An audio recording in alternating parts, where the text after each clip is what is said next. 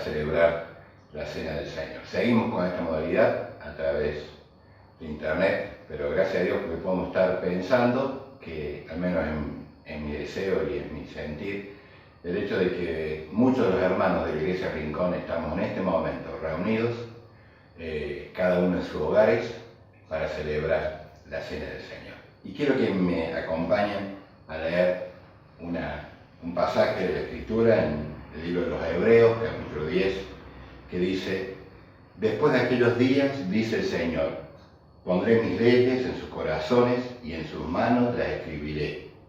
Y nunca más me acordaré de sus pecados y transgresiones, pues donde hay remisión de estos, no hay más ofrenda por el pecado. Así que, hermanos, teniendo libertad para entrar en el lugar santísimo por la sangre de Jesucristo, por el camino nuevo y vivo que Él nos abrió a través del velo, esto es de su carne, y teniendo un gran sacerdote sobre la casa de Dios, acerquémonos con corazón sincero, en plena certidumbre de fe, purificados los corazones de mala conciencia y lavados los cuerpos con agua pura. Qué hermoso que es pensar que tenemos libertad para entrar en el lugar santísimo. No por nuestros méritos, no por lo que hicimos, sino pura y exclusivamente por la obra del Señor Jesucristo.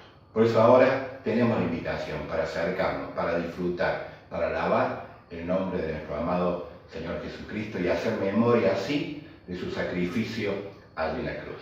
Vamos ahora a disponernos a un momento de alabanza, un momento de oración, y como decía el hermano Walter el domingo pasado, nos animemos, cantemos con voz fuerte, con ganas, cada una de las canciones que vamos a entonar en esta tarde.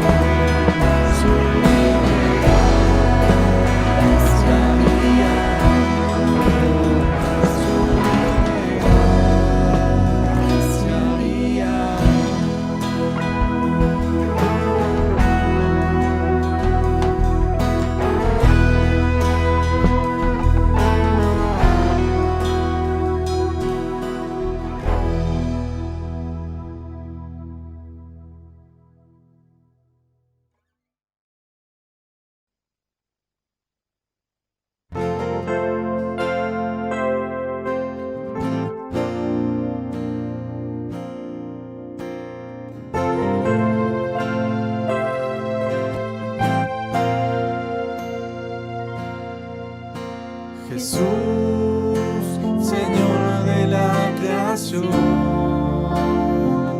siendo en forma de Dios, se despojó a sí mismo, tomó la semejanza de hombre, y siendo puro y sin mancha, entre nosotros vivió. Asimismo se humilló, tomando forma de siervo, hasta su vida entregar y en una cruz terminar. Mas Dios a lo sumo lo exaltó y su nombre engrandeció, para que ante toda rodilla se doble y toda lengua confiese que Jesús es el Señor.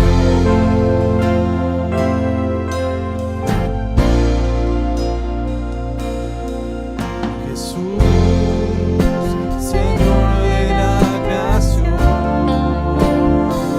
siendo en forma de Dios, se despojó a sí mismo, tomó la semejanza de hombre, y siendo puro y sin mancha, entre nosotros vivió, y asimismo se humilló, tomando forma de siervo, su vida entregar, en una cruz terminar. Dios a lo sumo lo exaltó y su nombre engrandeció, para que ante su autoridad toda rodilla se doble y toda lengua confiese que Jesús es el Señor. Dios a lo sumo lo exaltó y su nombre engrandeció, para que ante su autoridad toda rodilla se doble y toda lengua confiese que Jesús es el Señor.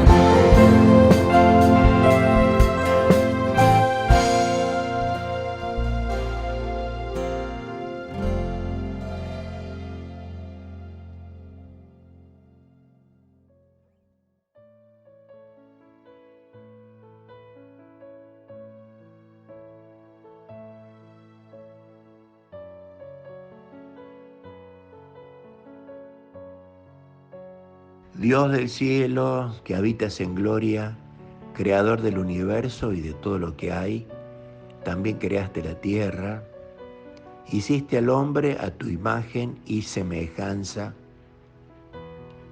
y le diste al hombre potestad de disfrutar y de sojuzgar todo lo creado. Mas el hombre soltó tu mano y el camino de la desobediencia le hizo encontrarse con el pecado. El pecado manchó a la raza humana, arruinó la conducta de los hombres. El pecado nos metió en delitos y en culpas.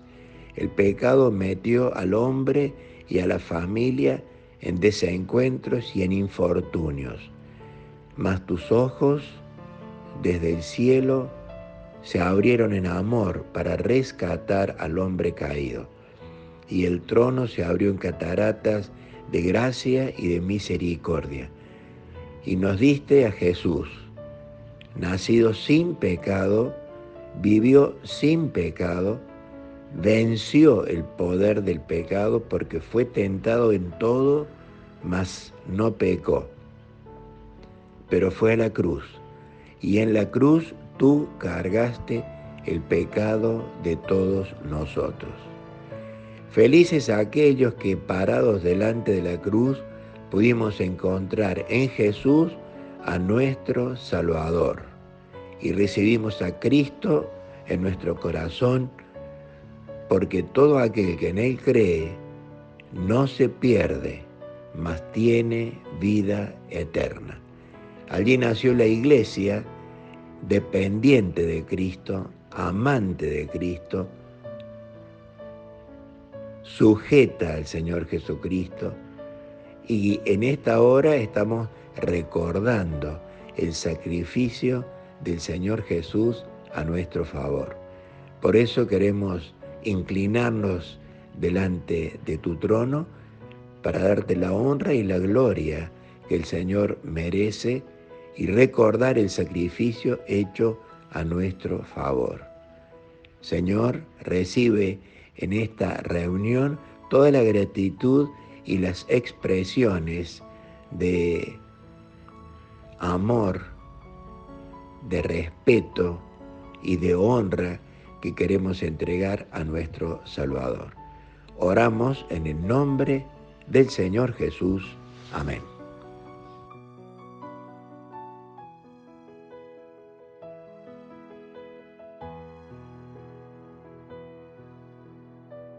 Padre que estás en los cielos, nuestro Dios, gracias te damos por este nuevo primer fin de semana que podemos reunirnos, cada hermano, cada hermana en su hogar. Señor, nos convoca a hacer memoria de nuestro Señor Jesucristo, a anunciar su muerte. En esta tarde, Padre, queremos recordar con los cánticos, con tu palabra, con los símbolos, recordar a nuestro Salvador, pensar en Él, pensar en su vida, en sus palabras, su enseñanza, su testimonio, su autoridad en esta tierra. También recordar, Padre, cómo fue llevado a la cruz, como tu palabra misma decía de Él, y cómo murió, Padre, por nuestros pecados. Señor, pero también queremos anunciar que el Señor resucitó de entre los muertos, en nuestra fe, en nuestra certeza. Señor, queremos anunciar que el Señor Jesucristo ascendió a los cielos, del cual también le esperamos volver para buscar a tu iglesia. Y Señor, sabemos que este sacrificio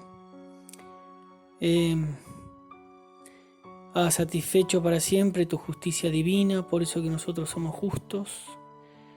Y vemos a nuestro Salvador entrando cual sumo sacerdote a aquel lugar santísimo con su propia sangre, Padre, y esto es por única vez. Por eso, Señor, en esta tarde queremos alabarte, tenemos gratitud en nuestros labios, nuestros pensamientos, nuestro corazón ha de estar meditando en la bendita persona del Señor. Recibe nuestra alabanza, nuestra adoración, Señor. Oramos en el bendito nombre del Señor Jesucristo. Amén.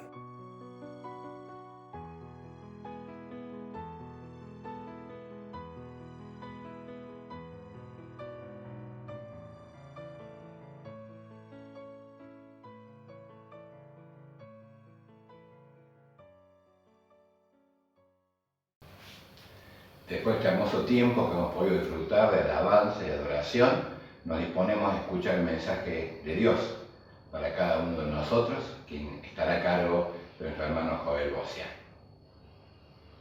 Buenas tardes, hermanos, ¿cómo están? La verdad que un gusto, una alegría poder compartir nuevamente con ustedes y sobre todo este tiempo en el cual vamos a meditar para luego poder recordar y hacer memoria del sacrificio de Jesús en nuestro favor. Acompáñenme, vamos a leer dos pasajes que son una historia muy similar. De hecho, pareciera que es la misma historia. Uno está en Éxodo 17, el otro en Números 20. El pueblo de Israel camina por el desierto. En Éxodo 17, recién salía de la tierra de Egipto. En Números 20, ya faltaban tan solo 2 años para entrar a la tierra prometida. Y esto nos habla de que ya hay una diferencia. En Éxodo 17, el pueblo que participa de este acontecimiento es el pueblo que luego iba a ser castigado y que iba a morir en el desierto. Y en Números 20, el pueblo que participa del acontecimiento ya es la nueva generación que estaba pronta y próxima a entrar a la tierra prometida. Leamos Éxodo 17, dice, versículo 1, toda la congregación de los hijos de Israel partió del desierto de Sin por sus jornadas, conforme al mandamiento de Jehová, y acamparon en Refidim. Y no había agua para que el pueblo bebiese. Y altercó el pueblo con Moisés, y dijeron, danos agua para que bebamos.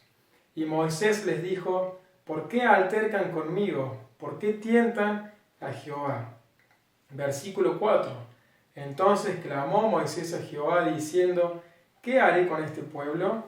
Versículo 5. Y Jehová dijo a Moisés, pasa delante del pueblo, y toma contigo de los ancianos de Israel, y toma también en tu mano tu vara con que golpeaste el río, y ve. He aquí que yo estaré delante de ti allí sobre la peña en Horeb, y golpearás la peña, y saldrán de ella aguas, y beberá el pueblo. Y Moisés lo hizo así en presencia de los ancianos de Israel. Y llamó el nombre de aquel lugar Masá Meriba, por la rencilla de los hijos de Israel, y porque tentaron a Jehová, diciendo, ¿está pues Jehová entre nosotros o no?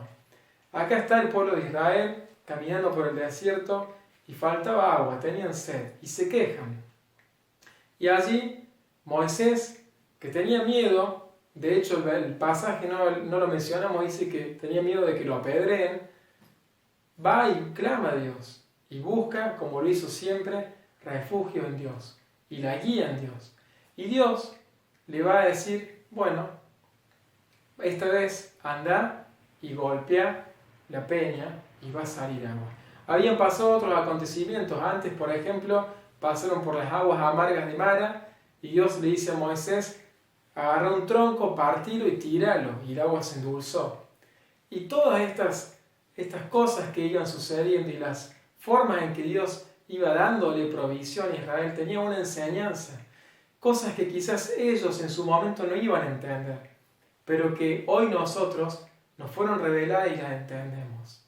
Esta roca de la cual salió agua representa a Cristo, representa al Señor Jesús en su muerte. Por eso Dios le dice a Moisés, golpea la roca y te va a dar agua. Y Jesús fue golpeado, fue clavado a la cruz para darnos vida y vida en abundancia. Y allí está la primera enseñanza, hermosa enseñanza, que esa roca de la cual iba a salir agua representaba al Mesías, al Hijo de Dios, al Cordero de Dios que quita el pecado del mundo. Pero más adelante, muchos años después, en Números capítulo 20, ya esta generación incrédula prácticamente había fallecido por completo, quedaban tan solo 2 años para entrar a la tierra prometida, pero se plantea la misma situación.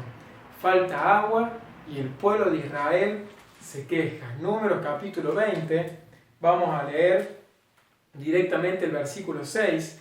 Y fueron Moisés y Aarón delante de la congregación a la puerta del tabernáculo de reunión, y se postraron sobre sus rostros, y la gloria de Jehová apareció sobre ellos. Ya no era solamente Moisés, ahora estaba junto con Aarón, que ya era el sacerdote de Israel. Entonces juntos van y claman a Dios. Y se postraron, y la gloria de Jehová apareció sobre ellos.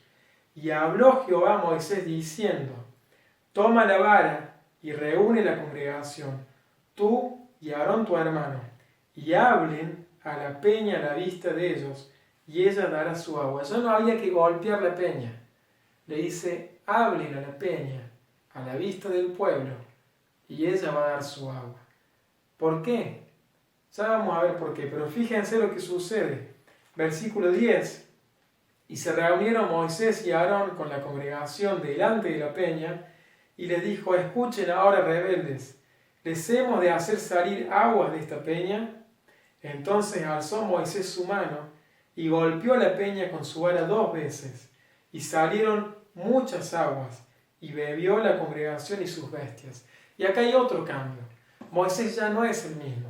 Moisés es un hombre de ya casi 80 años, que está cansado, casi 120 años, que ya está cansado, que ya transcurrió 40 años en el desierto solo y 40 años con el pueblo, y ya está agotado. Pero está agotado sobre todo porque siente que los 40 años extra que pasó los pasó culpa del pueblo. Entonces hay un cambio en la actitud de Moisés hacia el pueblo, desde los 12 espías y la misión y ese pueblo que no le creyó a Dios, y en adelante hay un cambio. Moisés ya no es el mismo con el pueblo, y se ven estas actitudes que Moisés fastidiosos se quejan y los trata de rebelde al pueblo, y hasta dice, leemos como diciendo, Aarón y yo le vamos a tener que sacar agua a ustedes de la peña, cuando no eran ellos, era Dios el que iba a hacer eso. Y presten atención, este enojo hizo que Moisés, en vez de obedecer a Dios y hablar a la peña, la golpeara 2 veces. Y Moisés, por este error, fíjense lo que dice el versículo 12. Y Jehová le dijo a Moisés y a Aarón, por cuanto no creyeron en mí para santificarme delante de los hijos de Israel, por tanto, no meteréis esta congregación en la tierra que les he dado. Moisés y Aarón, debido a esta actitud, se quedan sin entrar a la tierra prometida. ¿Por qué? Porque había algo que Dios quería enseñar esta vez, y era que la roca, Cristo, ya había fallecido, ya había pagado el precio en la cruz, había resucitado, y ahora simplemente bastaba con hablarle. Pero el enojo de Moisés hizo que él volviera a golpear la roca, y no solamente la golpeó, sino que la golpeó 2 veces. Entonces Dios tiene que reprender a Moisés y a Aarón por su actitud. Pero fíjense lo hermoso de esta enseñanza. Primero, la roca que representa a Cristo, que fue clavado en la cruz, que fue golpeado, que fue herido por nosotros. Pero ahora, Cristo, que es la roca a la cual podemos venir confiadamente, como dice Hebreos, y hablarle para que Él nos dé de su fuente de agua viva, para que Él nos llene, para que llene nuestro ser, nuestra vida con esa vida plena y abundante que Él promete. Y por eso, hermano, le invito, no sé cómo está su corazón, no sé cuál es la situación, todos estamos en cuarentena, todos tenemos muchos quizás problemas económicos, deudas, otras situaciones que no podemos manejar. Pero en este momento le invito a la hora de recordar, de mirar los símbolos y participar recordando la cruz, que sepa que ahora, porque Cristo, nuestro sumo sacerdote, pagó el precio, podemos venir confiadamente a nuestra roca, firme roca en la cual podemos pisar y hablarle. Y fíjense lo que dice Hebreos 10, un claro ejemplo de cuál podría ser hoy nuestra actitud al recordar a Jesús. Hebreos 10, 19 dice, así que hermanos, teniendo libertad para entrar en el lugar santísimo por la sangre de Jesucristo, por el camino nuevo y vivo que Él nos abrió a través del velo, esto es, de su carne, y teniendo un gran sumo sacerdote sobre la casa de Dios, acerquémonos con corazón sincero, en plena certidumbre de fe, purificados los corazones de mala conciencia y lavados los cuerpos con agua pura.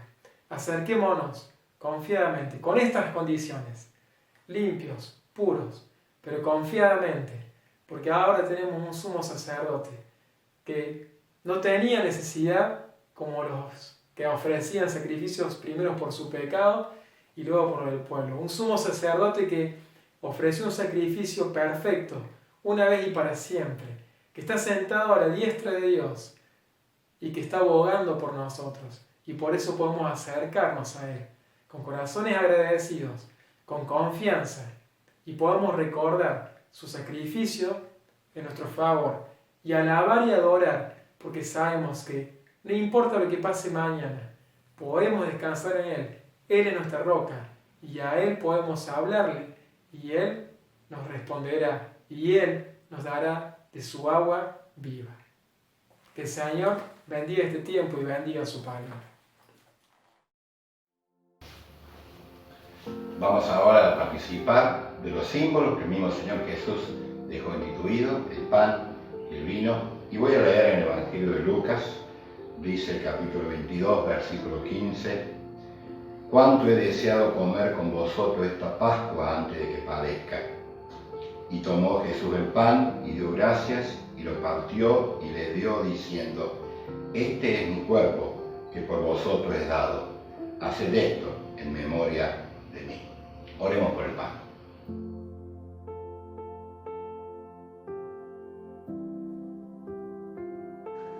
Señor, te queremos dar gracias en esta noche porque nos has dado ya la posibilidad de poder elevar nuestros corazones a través de canciones a tu presencia, también haber escuchado tu palabra y ahora, Señor, cuando nos disponemos a participar de los símbolos, queremos hacer una digna memoria de aquel que fue a la cruz por cada uno de nosotros, de aquel que entregó su vida, que bajó del cielo para amarnos, para entregar todo lo que necesitábamos nosotros, que era el perdón, la salvación de nuestras vidas, una eterna esperanza. Y es por eso que ahora, Señor, cuando partimos el pan, hacemos memoria de esto, recordamos la venida del Señor a la tierra, recordamos la vida de Él en la tierra, recordamos su entrega en aquella cruz de dolor, de tortura, su amor entregado hacia cada uno de nosotros, y también nos proyectamos al futuro sabiendo que pronto estaremos contigo. Señor, gracias por esta bendita esperanza, gracias porque hoy podemos participar y hacer memoria de esta cruz tan maravillosa que ha sido para cada uno de nosotros. Rogamos tu bendición sobre el pan, sobre cada una de nuestras vidas, también sobre nuestra comunión con aquellos que estamos, y lo pedimos en el nombre del Señor Jesucristo. Amén.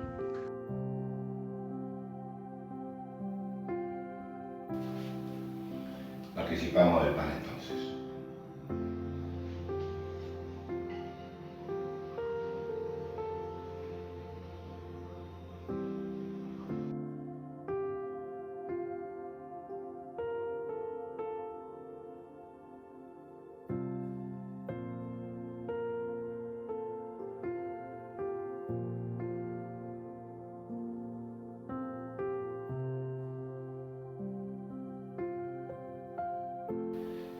Siguiendo con el relato bíblico, dice: de igual manera, Jesús, después que hubo cenado, tomó la copa diciendo: esta copa es el nuevo pacto en mi sangre que por vosotros se derrama. Oramos por la copa.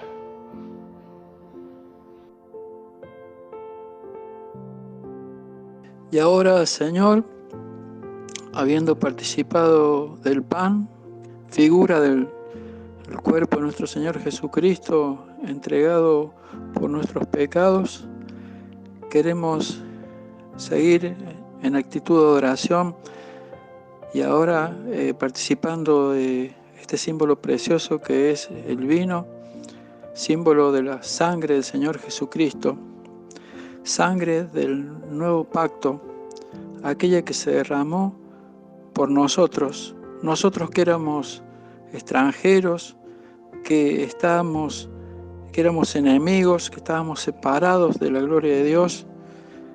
Por medio del Señor Jesucristo hemos sido reconciliados con Dios.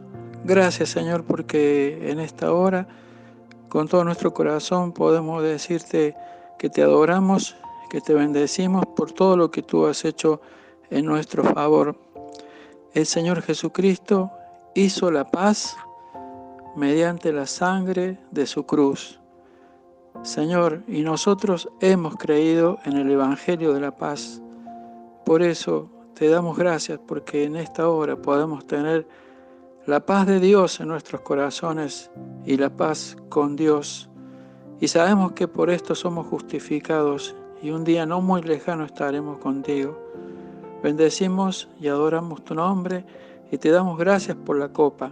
En el nombre del Señor Jesucristo. Amén. Participemos del vino.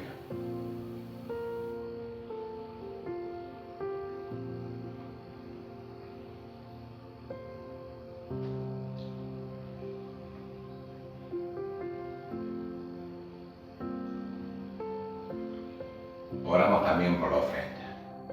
Padre Celestial, te agradecemos por este tiempo hermoso de comunión que podemos tener contigo y también con los hermanos, porque tenemos un mismo sentir. Gracias por la bendición de participar de los símbolos que nos recuerdan tu muerte, tu sacrificio allí en la cruz, nuestro amado Salvador. pero queremos también, como parte de nuestra alabanza, de nuestra adoración, entregarte un poco de todo lo que tú nos das. Queremos que la ofrenda que apartemos en este momento sea de bendición para muchos que aún no te conocen. Que tú bendigas esta ofrenda, la multipliques y que sea de bendición. En el nombre de Cristo Jesús oramos. Amén. Damos así por terminada la cena del Señor en esta tarde y después de un nuevo momento de alabanza vamos a escuchar el mensaje que en esta tarde va a estar a cargo de nuestro hermano Juan de Nardi de la iglesia de Sarabia. Así que nos disponemos a escuchar el mensaje de Dios para todos nosotros.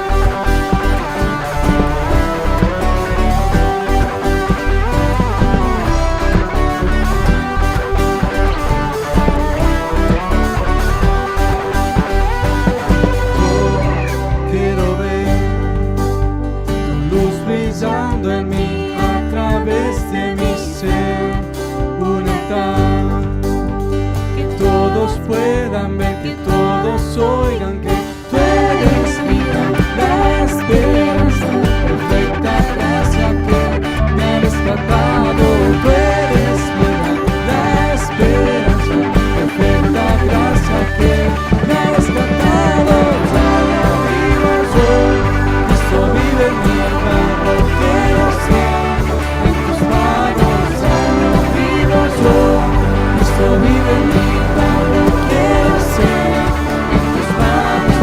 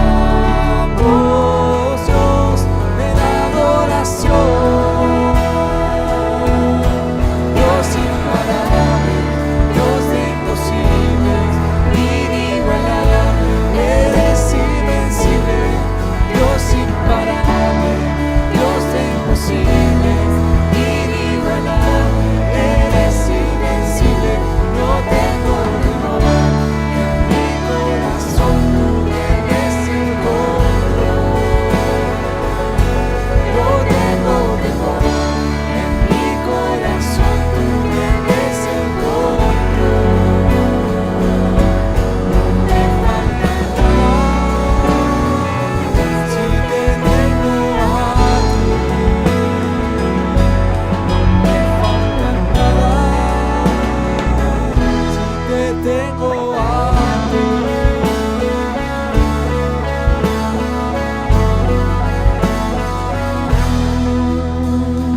Eres alabado, eres exaltado, lo levantamos.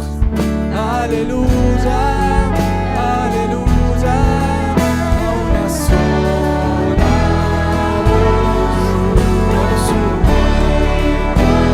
gozo, te cantamos, Dios, en adoración. Dios imparable, Dios imposible, inigualable, eres invencible. Dios imparable, Dios imposible, inigualable, eres invencible. No tengo temor, en mi corazón tú tienes el control. No tengo temor, en mi corazón tú tienes el control.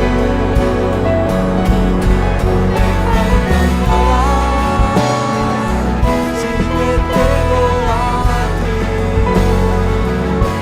no me falta nada. Si te tengo a ti.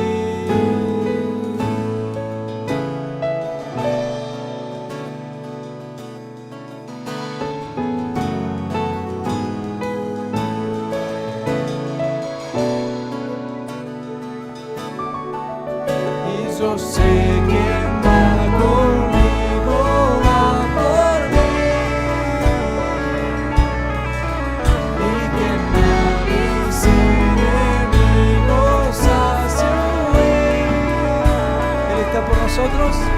Y yo sé que va conmigo, va por mí, y que mis enemigos hace huir. Dios imparable, Dios de imposibles, inigualable, eres invencible.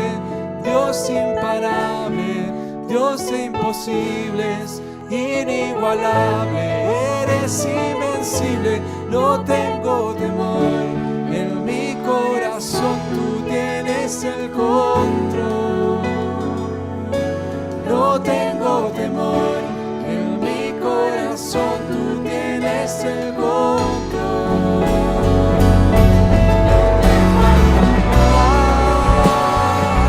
Si te tengo a ti, no me falta nada. Si te tengo a ti.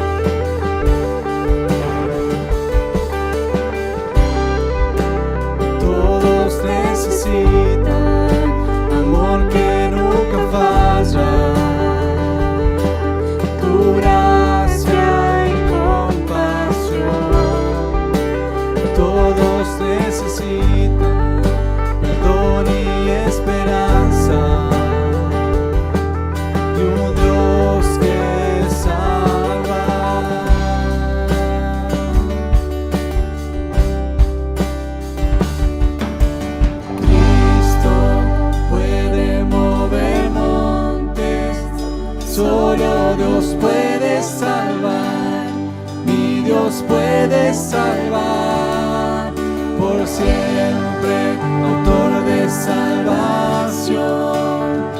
Jesús la muerte venció,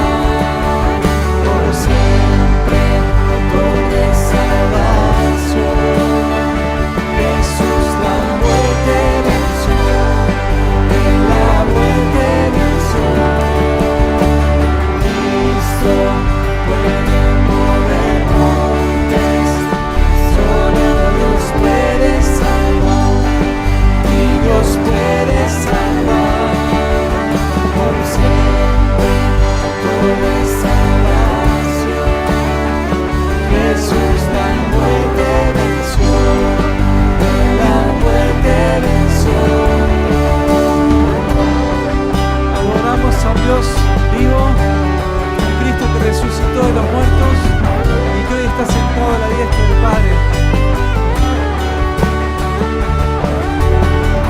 En la tierra tu luz brillará, cantamos por la gloria de tu majestad.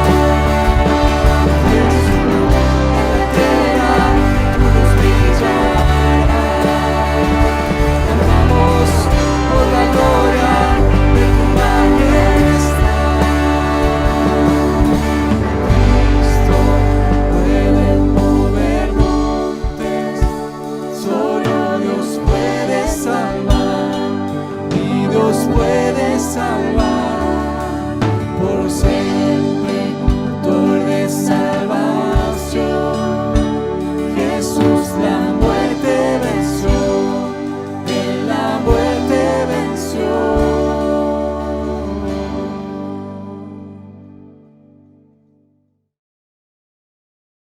Por la gracia de Dios podemos encontrarnos a través de este medio para compartir y meditar acerca de la palabra de Dios. Este alimento que hace muy bien a nuestra alma, a nuestra mente, a nuestro espíritu. Los invito a ir al Evangelio según San Mateo capítulo 15. Este mismo pasaje también está en Marcos capítulo 7 versículo 24. Iniciamos con Marcos capítulo 7 versículo 24. Levantándose de allí se fue a la región de Tiro y Sidón, y entrando en una casa no quiso que nadie lo supiese, pero no pudo esconderse. El Señor Jesús se encontraba en tierra de Israel, en tierra donde habitaba el pueblo de Dios, y sale de los límites geográficos de la tierra de Israel y se dirige a la zona, a las ciudades de Tiro y Sidón. Estas son ciudades gentiles. Gentil significa que son personas que no pertenecen al linaje del pueblo de Israel. Y acá Marcos relata que el Señor va a una casa y no quería que nadie supiese que estaba allí. Se esconde el Señor para tener un momento tal vez de sosiego y de reposo, pero no lo logra hacer.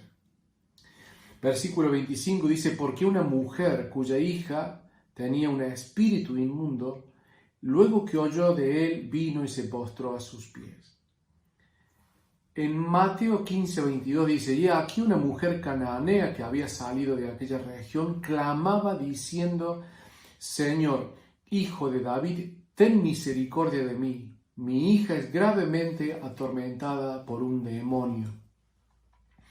El Señor busca en la tierra de Tiro y de Sidón un momento alejado de las personas, y no lo logra porque una mujer, que a su vez es madre, sabe, detecta que el Señor Jesús está en ese lugar y va hacia él. Esta mujer es cananea, es decir, que forma parte de un pueblo que es enemigo al pueblo de Israel. Esta mujer tiene cultura griega, una cultura helenista, habla griego, y también es siro-fenicia, es decir, que nació en la región de Fenicia. Esta mujer es gentil de nacimiento y de cultura. Esta mujer no es una adoradora de Jehová, no forma parte del pueblo de Israel. Pero ¿cómo se entera de Jesús? Resulta que a esta altura el Señor Jesucristo estuvo haciendo milagros. Milagros que nadie había hecho. Dar vista a los ciegos, que los sordos puedan escuchar, que los paralíticos puedan caminar, que gente poseída pueda ser liberada del poder del demonio. Que el demonio, el Señor Jesús sacaba los demonios que estaban en las personas. Quiero aclarar que en la Biblia no hay registro de que antes de Cristo alguien, un profeta, un patriarca, alguien antes de Cristo haya sacado un demonio. No hay registro bíblico. Por lo tanto, la persona que estaba poseída antes de la presencia de Cristo, antes de que Cristo naciese, era una enfermedad incurable, por decirlo de esa manera. Era una condición que no tenía posibilidad de ser solucionada. Esta madre reconoce que su hija está poseída, un demonio vive en ella, en su hija. Y ella dice, mi hija es gravemente atormentada por un demonio. La posesión demoníaca existió antes de Cristo, en los tiempos de Jesús, y existe hoy. Satanás y los demonios son ángeles que estuvieron en los cielos, ángeles limpios y puros y consagrados. Pero Satanás pecó, y luego una tercera parte de los ángeles del cielo pecaron, y Satanás y esos ángeles que fueron expulsados forman parte de los que conocemos a los demonios hoy en día. Y los demonios, Satanás y los demonios tienen la capacidad de poder ingresar dentro de la persona. Y cuando un demonio vive dentro de la persona, el resultado es tormento, humillación, enloquece a las personas. En algunos casos vemos en la Biblia que lo deja sordos, lo deja mudos. El demonio trata de lastimar a las personas. Hay un caso en la Biblia que el demonio hace que con piedras se lastime. Lo tira al fuego, lo tira al agua, lo quiere matar. Es decir, cuando un demonio vive dentro de una persona, las consecuencias son tormento, grave tormento como en este caso, para el poseído, y también una situación muy triste, muy angustiante y desesperante a la gente que rodea a esa persona poseída. Quiero decir que no todos pueden ser poseídos. Aquellas personas que han creído en Jesús y le han recibido como Salvador y personal, no pueden ser poseídos. Porque esas personas, el Espíritu Santo entró a vivir en ellos. Y cuando el Espíritu Santo vive en una persona, los demonios no pueden entrar. Entonces, los verdaderos hijos e hijas de Dios tienen el Espíritu Santo y no pueden ser poseídos. Pero el resto de las personas que no han permitido que Cristo sea Señor de su vida, que el Espíritu Santo no vive en ellos, existe un alto riesgo de ser poseída. Y las consecuencias son esto: tormento, grave tormento. Esta mujer seguramente fue a muchas personas. Fue a la ciencia, fue a la medicina y fue a sus dioses, porque esta mujer era cananea y sus dioses no eran el Dios de los hebreos. Esta mujer buscó en los dioses de Canaán, en esos dioses construidos en piedra, dioses de madera, de arcilla, de metal, dioses pintados en telas, en papiros y en cuero. Ella rogó, imploró a sus dioses y no logró que esos dioses le dieran una solución. No lo logró. Por lo tanto, esta mujer entendió que sus dioses tienen ojos pero no ven, tienen oídos pero no oyen, tienen manos pero no pueden ayudar. Sus dioses simplemente son piedra, madera, yeso, metal o una simple pintura en un lienzo.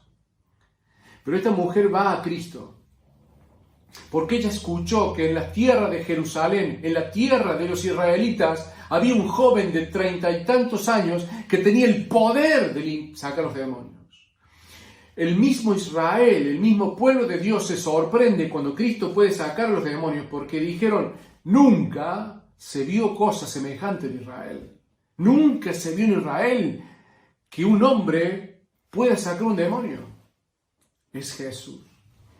Y esta mujer desesperada va a Cristo y dice el versículo 22 de Mateo, capítulo 15. Y aquí una mujer cananea que había salido de aquella región clamaba diciendo, Señor, Hijo de David, ten misericordia de mí. Mi hija es gravemente atormentada por un demonio. Esta mujer reconoció a Cristo como el Señor, el Hijo de David. Señor ahí es un título, es una forma de referirse a Dios. Nosotros aquí en Córdoba decimos Señor, Señora, como una forma educada de referirnos a las personas. Pero en este caso, en este contexto, acá Señor hace referencia a un título divino.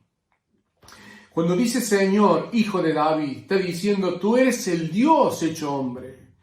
Señor, Hijo de David, hace referencia al Mesías. Y Mesías o Cristo es lo mismo y significa Dios hecho hombre. Mesías y Cristo significa el Redentor, el Salvador, el ungido de Dios, el Cordero de Dios que vino a quitar el pecado del mundo. Señor, Hijo de David, esta mujer está creyendo que ese joven de 30 años es el Dios hecho hombre, el Mesías profetizado por los antiguos. Es el Dios hecho hombre. Y ha demostrado que tiene poder para curar a los endemoniados, que nadie hasta ese momento lo ha logrado. Y dice, y esta mujer clamaba. En el original, el hermano Evis Carballosa dice que aquel clamor es una actitud permanente en el tiempo, continuo en el tiempo. Significa que ella clamó y no dejó de clamar. En otras versiones es un llanto a gritos, es un clamor audible, es la manifestación desesperada de una persona que pide ayuda. Esta mujer fue donde estaba Jesús. Los escritores nos dicen si fue antes que él entrara en la casa, o cuando estaba en la casa, o cuando salió de la casa. Lo importante es que ella fue. Y si Jesús estaba en la casa, ella de afuera clamó, rogó y lloró, solicitando piedad y misericordia a Jesús, el Señor Hijo de David, por su hija que estaba atormentada gravemente por un demonio. ¿Cuánto clamó? No lo sabemos. Pero vemos, en el versículo 23 dice, pero Jesús no le respondió palabra. Y esto a mí me llama la atención, porque Jesús hizo silencio. ¿Cuánto tiempo clamó la mujer? No lo sabemos, pero tiene que haber sido bastante, porque dice el texto, entonces, acercándose sus discípulos le rogaron diciendo, despídela, pues da voces tras nosotros. Llegó un momento tal, a una situación extrema, de esta mujer que rogaba y lloraba y suplicaba, que no cesaba, que los discípulos, dice el versículo 23, se acercan a Jesús y le ruegan a los discípulos, por favor, Señor, despide a esta mujer y que se vaya, porque viene detrás de nosotros dando voces, gritando, suplicando y llorando. Es como, en otras palabras, por favor, Señor, dile que se vaya el espectáculo que está haciendo. Mucho fue el tiempo que esta mujer rogó. Y en todo ese tiempo el Señor Jesús hizo silencio. Y a mí me llamó la atención. ¿Por qué el Señor Jesús hizo silencio? Si en muchos otros casos el Señor Jesús ayudó inmediatamente, se lo pidieron o no, Él lo ayudó. ¿Por qué en este caso hace silencio con la mujer? Para entender el silencio del Señor Jesús tenemos que seguir avanzando. Pero para seguir avanzando debo hacer una pequeña explicación. En este tiempo, en el tiempo de que sucedió esto, existía una creencia equivocada. Los hebreos entendían que estar cerca de un gentil o juntarse con un gentil era para ellos algo repugnante y abominable. Cuando en Hechos capítulo 10, versículo 28, Pedro, el apóstol Pedro, es enviado por el Espíritu Santo a la casa de Cornelio. Hechos capítulo 10, en Hechos, Jesús ya había muerto, había resucitado, había estado con ellos 40 días, ascendió a los cielos, pasaron 10 días y vino Pentecostés. Pedro predicó y muchos hebreos se convirtieron, miles aceptaron a Cristo. Nace la iglesia en el pueblo de Israel con judíos, la iglesia nació primeramente siendo judíos, y después de un tiempo el Espíritu Santo va a Pedro y le dice, ve a la casa de Cornelio, Hechos 10. Y el Espíritu Santo insiste que Pedro vaya a la casa de Cornelio. Pedro, ¿por qué no quería Pedro? Porque Cornelio era un gentil. Cuando Pedro llega a la casa de Cornelio, Pedro con toda sinceridad dice esto, Hechos 10:28, y les dijo, Pedro, ¿no? A Cornelio y a su familia y a los invitados. Vosotros sabéis, dice Pedro, cuán abominable es para un varón judío juntarse o acercarse a un extranjero. Cuán abominable, cuán repugnante es para mí estar hoy con ustedes, por la creencia, ¿no? Pero, dice Pedro, a mí me ha mostrado Dios que a ningún hombre llame común o inmundo. Hasta el capítulo 10, de hecho, Pedro entendía que no debía juntarse con un gentil. Era repugnante. Después del capítulo 10, Pedro lo entiende y entiende que los gentiles no son algo repugnante y no lo van a contaminar a ellos. Y que Dios había planeado rescatar a los gentiles, porque Pedro en la casa de Cornelio se da cuenta por la manifestación del hablar de lenguas de ellos, de Cornelio y su gente, que el Espíritu Santo los estaba salvando, como a los judíos. Pedro se va a Jerusalén, el resto de los apóstoles se juntan con Pedro y le dice: Pedro, ¿qué hiciste a ir a la casa de Cornelio? Y Pedro le tiene que explicar lo que había aprendido, que Dios había decidido salvar también al pueblo gentil, al mundo entero. Pero eso es en Hechos 10:28.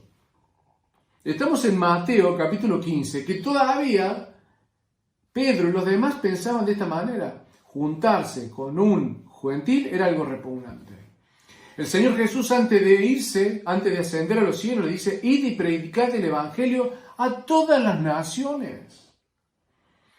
Puede entenderlo, el Señor Jesucristo le dice: y ustedes me serán testigos en Jerusalén, en Judea, Samaria, hasta lo último de la tierra. Es decir, que el plan Jesucristo, después de resucitar, le dicen: ustedes van a llevar el Evangelio al resto del mundo. Pablo, cuando le escribe a Timoteo, le dice: el deseo y el anhelo de Dios es que todos los hombres sean salvos, no solamente los judíos. En Apocalipsis capítulo 7, vemos en los cielos a los salvos, y dice Juan: de todo linaje, de todo pueblo, raza y nación.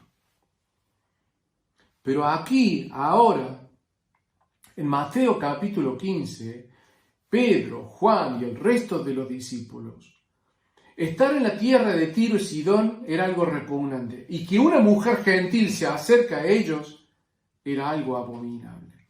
Por eso nos llama la atención que los discípulos ruegan a Jesús que la despida, que le digan que se vaya. No ruegan para que le dé una ayuda, para que le solucione el problema que tiene para su hija. No, Pedro y los demás le ruegan al Señor para que la despida, porque está dando voces detrás de ellos. Esta idea equivocada, el Espíritu Santo la va corrigiendo con el paso del tiempo. Volvamos, por favor, a la lectura. Y dice: pero Jesús no le respondió palabra. Entonces, acercándose, sus discípulos le rogaron diciendo: despídela, pues da voces tras nosotros. El Señor responde y les dice: no soy enviado sino a las ovejas perdidas de la casa de Israel. Repito, Mateo 15:24. No soy enviado sino a las ovejas perdidas de la casa de Israel. Este texto, esta respuesta de Cristo, a mí me hizo pensar mucho. Porque a simple lectura, a simple vista, uno entiende que el Señor Jesús está haciendo acepción de pueblos. Pero yo digo, no puede ser así. Porque el Señor en Santiago, el Espíritu Santo nos enseña que no debemos hacer acepción de personas. Él no va a hacer acepción de personas. Hay algo que no sé. Y estudiando y preguntando a mis maestros, encontramos un pasaje clave, Romanos 15:8, que Pablo les explica a los hermanos que viven en Roma, creyentes. Le dice: pues os digo, dice Pablo, que Cristo Jesús, que el Dios hecho hombre, vino a ser siervo de la circuncisión. Pablo dice: cuando vino el Mesías, vino a ser siervo del pueblo judío. Cuando hablamos de circuncisión hablamos del pueblo que se circuncida Y esta circuncisión es una señal que Dios mandó a Abraham. Los descendientes de Abraham tenían que tener esta marca, la circuncisión. Entonces dice, pues os digo, dice Pablo, que Cristo Jesús vino a ser siervo de la circuncisión. El Señor Jesús, como dice la versión NBI en inglés, vino a ser siervo del pueblo judío. Vino a servir al pueblo judío. Pablo lo entendió. Y hay dos para. Primero, para mostrar la verdad de Dios. Y el segundo para confirmar las promesas hechas a los padres. Entonces el Señor Jesús vino a la tierra a ser siervo del pueblo de Israel. Por eso Él dice, yo fui enviado a las ovejas perdidas de Israel. Ese fue lo que me mandó mi Padre. Ese es el plan y el proyecto de salvación. Tiene etapas. Primeramente, ir a las ovejas perdidas de Israel. Ir al pueblo de Israel, porque todos estaban perdidos. Para mostrar la verdad de Dios y confirmar las promesas hechas a los padres. Dios envía a su Hijo a la tierra, al pueblo de Israel, para demostrar al pueblo de Israel que Dios no miente, que Dios promete y cumple, que Dios prometió un Salvador y el Salvador nació, que Dios prometió que se iba a ser hombre y se hizo hombre, que Dios trajo a aquel Cordero que quitaría el pecado del mundo y lo trajo. Lo que prometió Abraham, que de su descendencia habría una simiente por la cual serían benditas todas las naciones, se cumplió y es Cristo. Cuando le prometió a David que uno de sus hijos, que todos sus hijos se sentarían en el trono y uno de esos reyes sería el Mesías, lo cumplió. ¿Cuántas promesas a través del Antiguo Testamento? ¿Cuántas verdades que Dios a través de Cristo anuncia al pueblo de Israel? La verdad de Dios y el cumplimiento, la corroboración y la confirmación de las promesas que Dios hizo a los antiguos. Entonces, queridos hermanos, el Señor dice, yo no soy enviado sino a las ovejas perdidas de la casa de Israel. Había un plan. Y el plan primero sería, el Mesías estaría en el pueblo de Israel. Luego de ese pueblo habría testigos, iniciando los apóstoles, luego el resto de los creyentes, que llevarían el Evangelio a todas las naciones. Pero la zona de actuación del Mesías sería el territorio de Israel. Era el plan de Dios. El amor de Dios es que todos sean salvos. Todos. Hebreos y gentiles. Pero tenía un plan. Así como nació el Señor Jesús en el día y en el año y en la hora señalada, así también tenía un plan. Primero el Mesías vendría a las ovejas perdidas de Israel. Luego esas ovejas perdidas de Israel creerían en Él y serían capacitados para llevar el Evangelio al resto del mundo. Pero ahora estamos en esta etapa. El Mesías está presente y Él mostraría la verdad y confirmaría las promesas a las ovejas perdidas de Israel. Y la región de Tiro y Sidón estaba fuera de la actuación del Mesías. Y esta mujer cananea no pertenecía a las ovejas perdidas de Israel. Luego dice la palabra en Romanos que luego los gentiles serían bendecidos y glorificarían a Dios y confiarían en el Mesías. Pero ahora había una etapa. El Mesías vino a actuar en las ovejas perdidas de Israel. Es por eso que entendemos el silencio. Y es por eso que ahora entendemos que el Señor no discrimina. Está ejecutando su plan de amor para toda la humanidad, pero a través de pasos. Y este es uno de los pasos. Primero, las ovejas perdidas de Israel. Entonces ella vino y se postró ante Él diciendo, Señor, socórreme. Ella escucha el plan de Dios, pero aún así esta mujer no se va, hermanos, no se va. Y a mí me llama la atención porque esta mujer es un ejemplo de amor, porque ella como madre sufre por la situación de su hija, por el tormento de su hija. Y el amor, La manifestación del amor es que pone en primer lugar el bienestar de los demás. En este caso, es el bienestar de su hija. Esta madre busca el bienestar de su hija, que el tormento de su hija desaparezca. Entonces ella va a Cristo y se postra. Jesucristo es un hebreo, ella era una cananea, eran pueblos enemigos. Ella está delante de sus vecinos, pero deja de lado lo que pueden pensar sus vecinos, deja de lado su religión, deja de su lado su fe, deja a su lado su cultura, su nacionalidad, deja de lado hasta su humillación porque se postra y clama y no deja de clamar, porque el amor de su hija está por sobre todo. Porque el amor de su hija es primero. Y el amor está por sobre mí.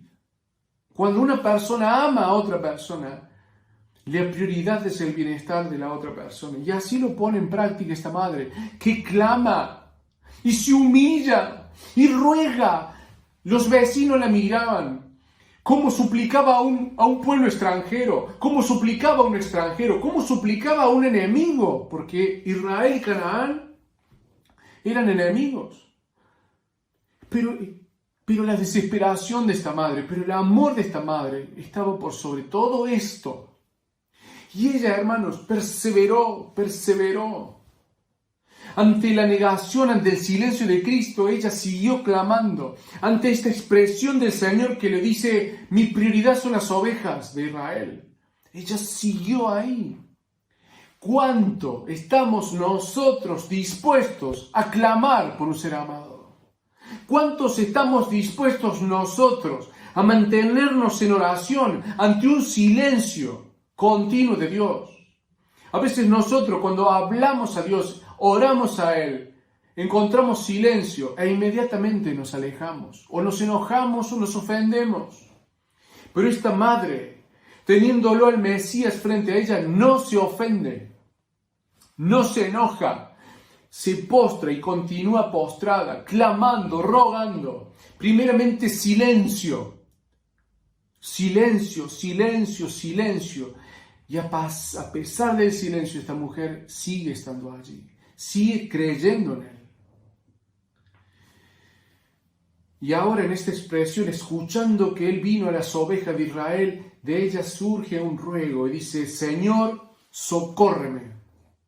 Señor, socórreme. Este ruego, dicen Evis Carballosa, que en el original significa un clamor que necesita una respuesta inmediata.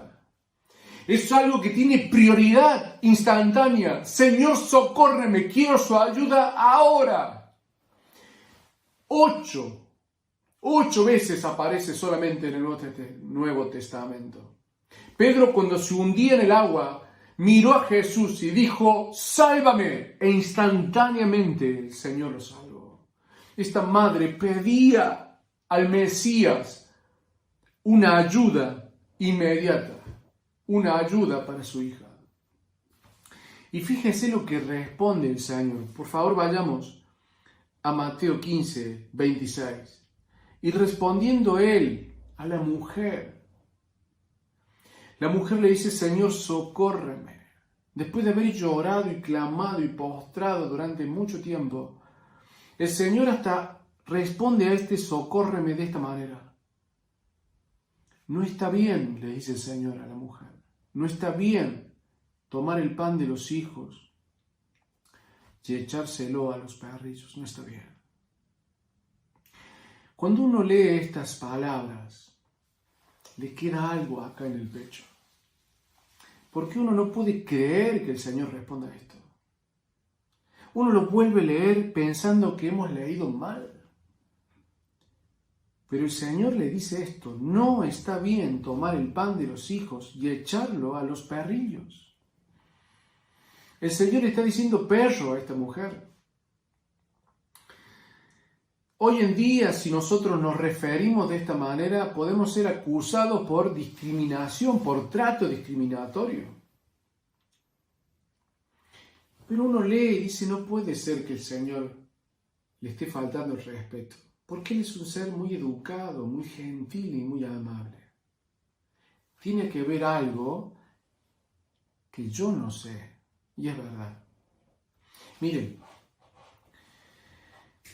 el Señor le dice que Él vino para servir a las ovejas perdidas de Israel. Ahora bien, el Señor lleva con una explicación al hogar, una figura de dicción, una parábola le lleva al hogar. Y dice que en el hogar está el padre, la madre, los hijos, y está la mesa donde se come. Y ahí dice está el pan de los hijos. Ese es el pan que nosotros damos gracias en el almuerzo y en la cena porque no ha faltado en nuestra mesa. Ese es el pan, el fruto del trabajo de papá y mamá para que los hijos puedan comer y están fuertes y sanos. El pan en la mesa es una bendición. Y el Señor Jesús dice, no está bien, le dice el Señor, tomar el pan de los hijos y echarlo a los perrillos. El pan son las bendiciones que trae el Mesías.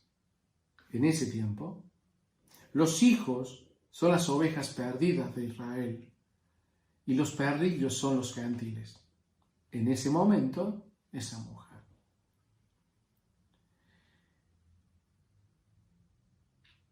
¿Quiénes son los perrillos en esta parábola?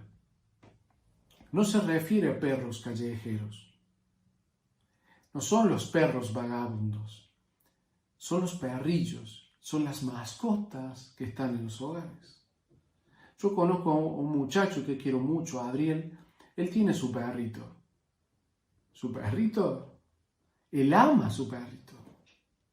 Como el resto de la familia. Tiene su cuchita, tiene sus juguetes. Ese perro no pasa hambre, no pasa frío, no tiene sed y le sobreabunda el amor hacia ese animal. En casa tenemos dos mascotitas. Tenemos Puita por un lado y por otro lado tenemos el Puki. La Puita es un animalito con mucho frío, entonces le hemos comprado una resistencia que genera calorcito, preparado para ese animalito que duerme calentito, tiene calefacción central en su cuchita. Y el Puki que le gustan los yuyitos, en casa tengo una planta aromática, el burro, y yo busco los brotes tiernos del burro y se lo doy al Puki.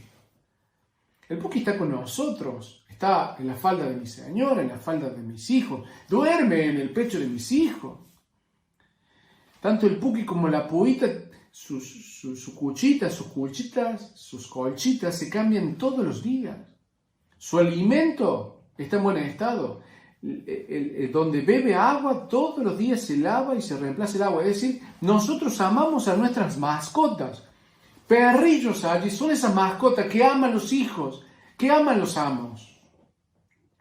Entonces el Señor Jesucristo no la está ofendiendo a ella. Le está llevando una referencia donde están los hijos, donde está el pan y donde están los perrillos. Ella por ahora es un perrillo. Y esta mujer, ante esta tercera comportamiento del Señor, diciéndole que no, esta mujer responde así, mire, no se va, no se ofende. Y ella dijo, sí, Señor. El sí, Señor, en esta mujer representa, usted tiene razón. El sí, Señor, significa que ella comprende que el Mesías traería bendiciones, las bendiciones, el pan, primeramente a los hijos. Luego los perrillos podrían comer. Ahora es el turno de los hijos. Y ella lo entiende, hermanos. Y dice, sí, Señor, sí, Señor. Pero aún los perrillos comen de las migajas que caen de la mesa de sus amos. Esta mujer, en su humildad, en su dolor, en su desesperación, entiende, acepta las palabras de Jesús. Ella entiende que lo que está haciendo Jesús es correcto, es justo, porque forma del plan amoroso y misericordioso de Dios. No era el tiempo para ella.